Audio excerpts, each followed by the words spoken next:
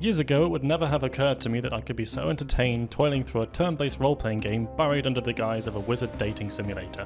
Make no mistake, I have nothing against the genre, but the only relevant knowledge I do have comes from a badly filmed cam version of the recent D&D movie and the Matthew Mercer shrine that whispers to me in my basement. Mother, I bring news from the womb. After failing miserably with the least optimized Tempest cleric build in the universe, I realized that I wanted to do things differently, and this is where my problems begin. Despite knowing that you can let this bloke reshape your entire being, starting a new playthrough always seemed more logical. Left to wonder and experiment in Act 1, I messed around with the classes and gave an earnest attempt at role-playing characters with varying degrees of morality. At some point, making a character called Fire Death Renewal for an evil playthrough. His most egregious crime was not holding Zevlor's hand during the siege for the Grove, so I don't think playing a guy with a name like the Dark Urge would be possible for me.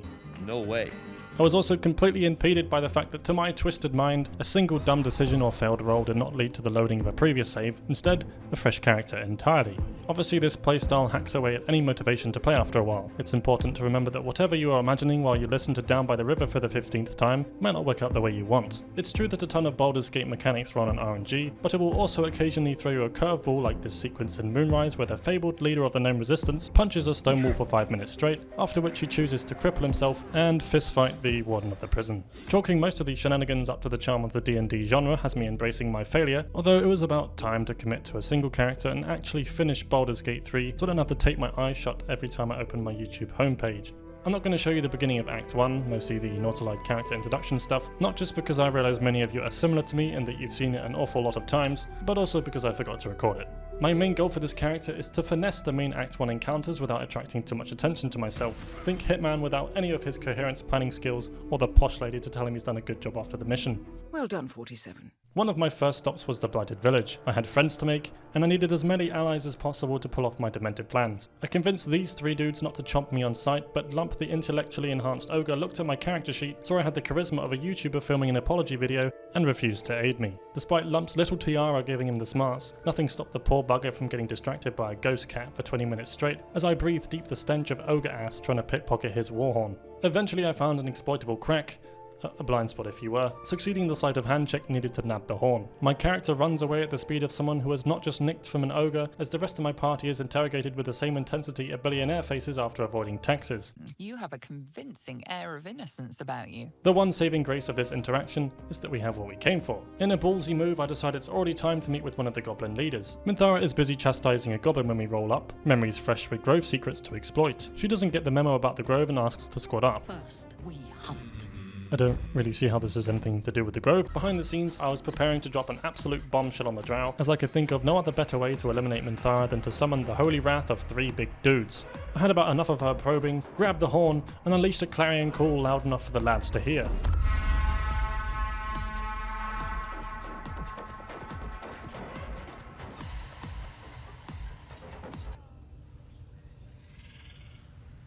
So apparently, if you never make the deal in the first place, the ogres ignore the horn. It was a blessing in disguise, as killing Minthara like this so early on would have probably set the entire horde on me. I needed time to devise another way to take her down, and she'd just given me vital information on Halsin's location.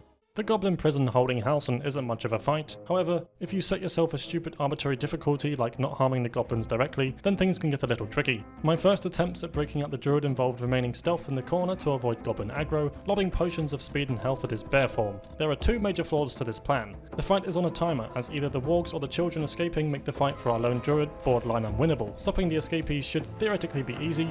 You just cast arcane lock on the door and they can't call the guards.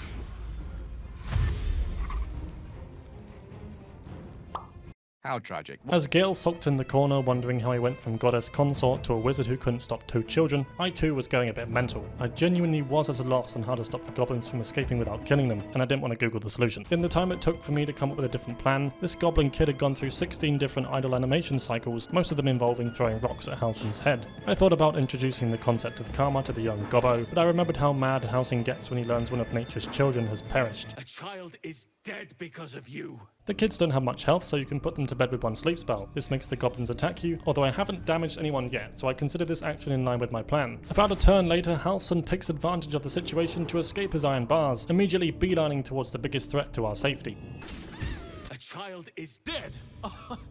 Praise Sylvanus. the fight becomes somewhat doable, and Halsin is freed at last. He tells me he can't help us at all, and that it sure would be swell if these 3 peeps drop dead. I told him to stay put while I haunt the rest of the goblins. Because the Selûnite temple where the goblins hang out isn't very well looked after, taking a few of them out while remaining completely anonymous was easy. All it took to topple this statue in the main entrance was 20 minutes of slowly edging 8 different pots into the right location, summoning a spooky distraction, funneling the goblins into the flight path of the statue, and then ending turn-based mode. Alright, who's not dead? Fantastic. A single goblin has perished. I wasn't done yet, these spiders also make great allies. At first I thought I'd need to down a potion of animal speaking to get them all riled up, but no, they don't need convincing. You just have to nudge this cheeky lever. After about 40 minutes, my indirect goblin kill count was now at a whopping 2 goblins, which is, quite frankly, almost as embarrassing as getting rejected by Gale during the Grove celebration party. I held back the urge to start a new playthrough, soldiering on to the more subtle corners of the temple, like this lovely innocent looking trader hideout over here. Bad timing on my part, because apparently they were scheduled for a stock check. Since we couldn't make friends with the traders, this pervert was next. He gives you a few smacks and some birdseed for a semi-permanent buff. Pretty sweet. Obviously, being the nice dude that I am, I wanted to return the favour. First he was quite receptive, but he aggroed as soon as the goblins came to watch, leaving my character no choice but to whip out a masterclass in improvisational skills. Being arrested for assault. To sum up, Halsin has been saved, a few enemies have been taken out without making the goblins hate me, but none of these guys have died. Priestess Gut is arguably the best choice to go for unless she's high out of her mind on smug partner fumes. She must have checked out the explosion earlier and got stuck. She isn't convinced of my allegiance to the squids, and I'm dragged away to her private jail right in front of my party. As I was kinda enjoying listening to Gut ramble on about her whimsical fantasies, it seems fitting that a servant of Raphael apparates out of nowhere to ruin the mood. Mr. Sanchweet didn't ask to be saved. Mr. Sanchweet didn't want to be saved. Raphael himself is bad enough, and I don't get tired of telling him to stuff himself when he forces you into a dialogue encounter early into Act 1. Since my computer is on the verge of death, I'm forced to stare at his silly goofball face while his portal freezes the game for a good 5 seconds. Plus, last time I told him to bugger off, he turned my tab into the dude from Watchmen. Before I visit the goblin camp again, I want to bolster my party with a mystery ally. If you steal the caravan chest next to these blokes, you can either sell it for a decent crossbow and some gold, or you can unlock it yourself to obtain this strange red flask. This iron flask is essentially a Pokeball, and I'd be damned if I didn't try and use it on Act 1's hardest gym battles. Early on, Lae'zel didn't want to partner up, so I had to knock her out. Fate still brought her back to her kin though, which is where we'd be visiting next. Dead. It was time to get revenge for the angry reptilian mutant known as Lae'zel. Anyone would have trouble fighting off a monstrous horror such as the Beholder, and this was the perfect showcase. One half-baked paralyzing ray later, and the creature tries to repossess— Wait, where you go? This thing is designed to kill you. It will single you out no matter how far you throw it. I chucked it down at the tier paladin team, and it still found its way to where I was hiding. Also, what the hell is this? I would have thought that it would at least give this guy a run for his money, but as soon as it was finished murdering me, it glitched out on a roof tile to await the sweet release of death. Bringing it to the goblin camp is also a mistake since Dror Ragzlin is a beast. This is all he had to say after soloing the Beholder, moments after his entire warband was slaughtered. No time for human nonsense. This gave me an idea though. Old Dror Ragzlin is midway through a ritual to revive a mind flare. If you let him interrogate the mind flare with no funny business, it reveals that you are the one who killed it, making him a tad suspicious. I can avoid the mind flare reveal and his dismissive attitude towards my tab with a simple disguise. Face. Yours. Bullshit. To make things worse, I had just spent a lifetime trying to get Minthara into this one gobbo dungeon where our spider friends were held previously. When she inexplicably teleported back to her war room the moment the gates were closed, I kinda broke down a little. As for other ideas, for some inane reason I was convinced that every hole in the old Selûnite temple led to the Underdark. I wanted to push Minthara into the Underdark without killing her. Why would I do this? Mostly because I thought it was funny. I prepared the Featherfall spell, but it only works on allies. I trekked the Underdark to find the materials needed for a Featherfall potion. It was only when I returned from this trip when I discovered that each hole in the temple isn't a loading screen into the Underdark, instead, certain death. So, leaving Minthara stranded in the Underdark is out of the question. I figured I needed a rest. With no more Pokemon left in my party, I scurried away to the camp. This is also where Astarion decided it would be a good time to eat me. My rolls weren't good enough, and with no obnoxiously loud music to interrupt him, Astarion sucked me into the afterlife.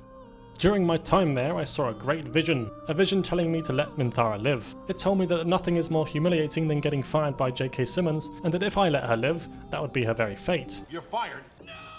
I'm not proud of save-scumming hold person procs and beating her within an inch of her life, but it needed to happen. I came back after a few days to see if she'd escaped to Moonrise, and she was just chilling in the usual hangout, completely unscathed. A quick confrontation told me that there were no hard feelings about the deadly beating, she just wanted her clothes back. I essentially said, "That's fine, here you go, knock yourself out." She didn't, so I had to do it for her. As for the hobgoblin boss, if anyone asks, he slept on a banana. For now, I let Halson marinate because I had one last stop to make before going to the famed Grove celebration. Ask anyone, me, about the easiest boss in Act 1 and they'll see it's this guy. From my very first encounter with the spider to now, I've always thrown the silly bugger into the abyss. I had a bit of frustration to take out and it's not my fault they make it so easy to pull off. Won't work. Who the fuck? If it isn't blatantly clear by now, I haven't read any of the patch notes recently, especially the ones stating that they stop people from cheesing certain bosses. To be fair, last time I read the notes, I saw some big spoilers and name drops of characters I haven't heard of yet. Now you would think that after the second fail, I would realise something was wrong. It didn't stop me from trying for the next 4 hours anyway, believing that I simply hadn't met the right conditions to send them down the hole. Bullshit. It also didn't help that my PC was competing with Karlach's heart to see which could explode first, leading me into a psyched out phase where I couldn't tell the difference between a failed strategy or a glitch. Either way, I gave up at some point, and I killed the spider in a fashion only someone who had cheesed this fight every time could. I died a lot. I know I've done essentially nothing but bumble my way through a goblin den. Nonetheless, my camp was filled with happy druids and tieflings. Normally, I'd give everyone my time, get rejected one by one because they all think I want to bang Gale. Wait. What have I been doing all this time? The only comfort I can take is that without fail, one quirky wizard would always be at my side. Gale, the only person I could confide in during this horrific dive into Act 1. Whether puppy eyes stuck to his face because of my charming good looks, or because he thought the gloves I gave him the other day were tasty. It was my chance to find out. Geraorn's lost nose. No! Yeah. I'm restarting.